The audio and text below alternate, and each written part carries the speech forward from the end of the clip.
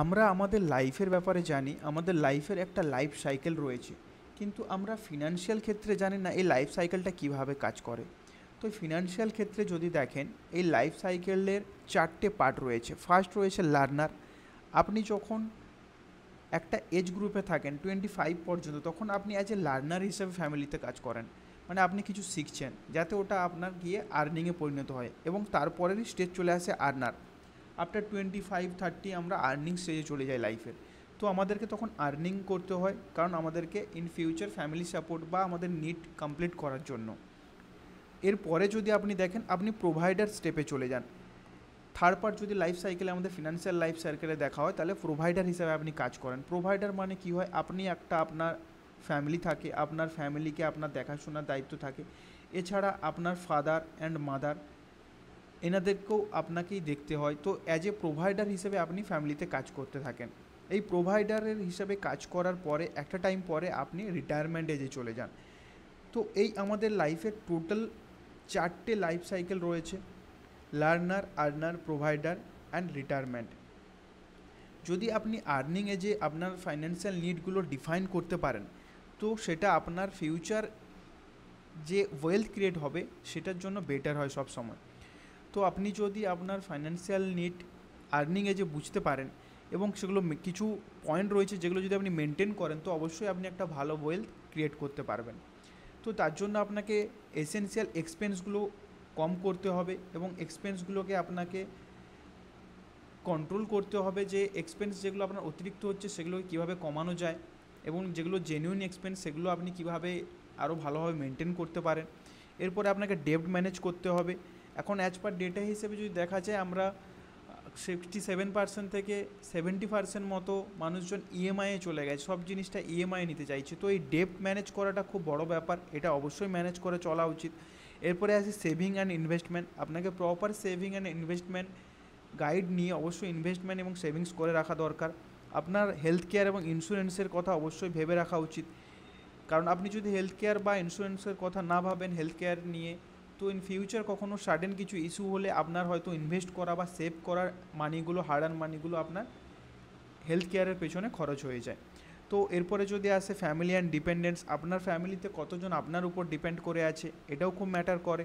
Career growth যদি আপনি কোনো দেখছেন যে এখন আপনি জব করছেন, ইনকাম করছেন, ইন ফিউচার আপনি আরও স্টাডি করে আরও এগোতে চান, বেটার কিছু করতে চাইছেন, তো সেটাকেও আপনাকে ম্যানেজ করতে হবে। কোয়ালিটি অফ লাইফ এক্সপেন্স, আপনার লাইফ এক্সপেন্সের কোয়ালিটি আপনাকে মেনটেন করে চলতে হবে, এবং কিছু গোল থাকলে সেটা আপনাকে লক্ষ্য রাখতে হবে যে ওই গোলটা কীভাবে অ্যাচিভ করা যায়। এবং ব্যালেন্স অ্যান্ড ফ্লেক্সিবিলিটি, আপনার লাইফের যে গোলগুলো রয়েছে, যে লিজার রয়েছে, এক্সপিরিয়েন্স রয়েছে, সেগুলোকে কীভাবে কাজে লাগিয়ে আপনি পার্সোনাল গ্রোথ করতে পারেন, এটা আপনাকে লক্ষ্য করতে হবে। এবং রিভিউ অ্যান্ড অ্যাডজাস্ট, যে আপনাকে আপনার কন্ডিশান, ইকোনমিক কন্ডিশান কী রয়েছে, লাইভ ইভেন্ট কী রয়েছে, পার্সোনাল গোল কী রয়েছে, সব কিছু আপনাকে দেখে এগুলোকে বাজেটিং করে আপনাকে লাইফে অ্যাডজাস্ট করে চলতে হবে একটা ভালো ওয়েলথ ক্রিয়েট করার জন্য। আচ্ছা, যদি আমরা একটা এক্সাম্পল হিসেবে দেখি ফাইন্যান্সিয়াল রিকোয়ারমেন্টের, তো আপনি একটা জব করার পরে যদি আপনার রিকোয়ারমেন্ট থাকে একটা স্কুটি, বা আপনার যদি হেলথ প্ল্যানের রিকোয়ারমেন্ট থাকে, তো আগে সেটা আপনাকে কমপ্লিট করতে হবে। সেটা কীভাবে কমপ্লিট করা যায় সেটার দিকে লক্ষ্য করতে হবে। দেন যদি ফ্যামিলি প্ল্যানিং থাকে সেটা করতে পারেন। Then child education, child marriage, home, retirement, আপনাকে স্টেপ বাই স্টেপ প্রত্যেকটা জিনিসেরই আগের থেকে প্ল্যানিং করে রাখতে হবে ইন ফিউচারের জন্য। আচ্ছা, as per my point of view, আমি সবসময় একটা 352 রুলের ওপর সবাইকে চলতে বলি, এবং শুধু এটাতেই চলতে হবে এরকম ব্যাপার না, বাট এটাতে অনেকেই, আমার অনেক ক্লায়েন্ট আছে যারা বলেছে যে হ্যাঁ, রুলটা খুবই মেনটেন করলে খুবই একটা ভালো ওয়েলথ ক্রিয়েট করা যায় এবং খুবই স্যাটিসফ্যাকশান লাইফ কাটানো যায়।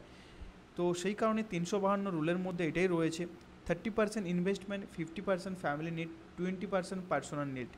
30% ইনভেস্টমেন্টের মধ্যে আপনি যদি দেখেন, আপনাকে সবসময় মেনটেন করতে হবে 20% আপনাকে ইনভেস্ট করতে হবে, আর 10% আপনি কোনো পেনশনের ফান্ডে ইনভেস্ট করলেন, যাতে আপনার একসাথে দুটোই ইনভেস্টমেন্ট হয়ে গেল। তারপরে আসে ফ্যামিলি নিডের ক্ষেত্রে। ফ্যামিলি নিডের ক্ষেত্রে আপনাকে সব কিছুই মেনটেন করতে হবে। আপনার ফ্যামিলি নিডের মধ্যে যা আছে, যেমন হাউসিং বিল, ইউটিলিটি, গ্রসারি, এডুকেশান খরচ বা হেলথ কেয়ারের যা বাড়ির খরচ, সেগুলো সব কিছুই আপনাকে এর মধ্যে মেনটেন করতে হবে। এরপর যদি দেখেন 20% পার্সোনাল নিড। পার্সোনাল নিডের মধ্যে আপনার আসে আপনি যদি কোথাও বাইরে যেতে পছন্দ করেন, সপ্তাহে একবার বাইরে যাওয়ার জন্য, এন্টারটেনমেন্ট, হবি, পার্সোনাল ডেভেলপমেন্ট কিছু যদি করার থাকে, এইসবের জন্য আপনাকে পার্সোনাল নিডে রাখতে হবে, এবং সেটা 20%। মানে আপনি যদি 10,000 পার মান্থ আর্নিং করেন, তাহলে আপনাকে 30% মানে 3,000 আপনাকে ইনভেস্টমেন্ট, 30% আপনাকে ইনভেস্টমেন্ট, 20% নিডের জন্য আপনাকে রাখতে হবে, এবং 5,000 মানে 50% আপনার ফ্যামিলি নিডের জন্য অবশ্যই আপনাকে মেনটেন করে চলতে হবে। এবং এর কিছু বেনিফিট রয়েছে। ওয়েলথ অ্যাকুমুলেশন খুব ভালো হয়, ফাইন্যান্সিয়াল স্টেবিলিটি আসবে আপনার মধ্যে, ওয়ার্ক লাইফ খুব ব্যালেন্স হয় এর মধ্যে। তো এটারই এক্সাম্পল এখানে ক্লিয়ার করে দেওয়া হয়েছে যে কিভাবে আপনি আপনার নিড, ইনভেস্টমেন্ট এবং রিটায়ারমেন্ট এবং ফ্যামিলি প্ল্যানিংকে অ্যাডজাস্ট করে চলবেন। কারণ এই হিসেবে আপনি না চললে ইন ফিউচার ভালো ওয়েলথ বা ভালো একটা যে আপনি অ্যামাউন্ট জমা করবেন, সেটা হয়তো করতে আপনার প্রবলেম হবে। তো thank you for watching this video. Request করব সবাইকে যে লাইক করার জন্য, সাবস্ক্রাইব করার জন্য এবং পারলে শেয়ার করার জন্য, যাদের এগুলো জানা দরকার। Thank you.